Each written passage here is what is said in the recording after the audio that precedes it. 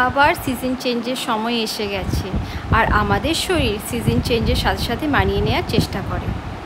তাই তো বলা হয় সিজনাল ফল সবজি খেতে, যাতে আমাদের ওই পার্টিকুলার সিজনে সব নিউট্রিয়েন্টসগুলোকে বডিতে স্টোর করে নিতে পারি, আর যার ফলে সিজন চেঞ্জের প্রবলেমগুলোকে সহজেই এড়িয়ে যাওয়া যায়।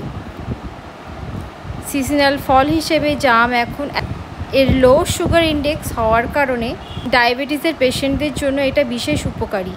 আপনারা সেফলি 8 থেকে 10টা জাম রেগুলার খেতে পারেন প্রতিদিন।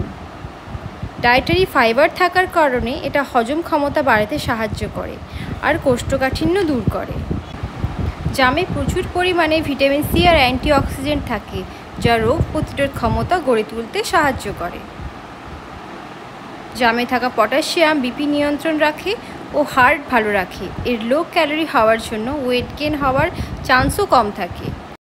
আর আছে জামে অনেক পরিমাণে আয়রন, যা শরীরে রক্তের ঘাটতি পূরণে সাহায্য করে। অনেকে জামের জুস খেতে পছন্দ করে। যারা এই ফল চিবিয়ে খেতে পারেন না, তাদের কাছে এটাই অল্টারনেটিভ।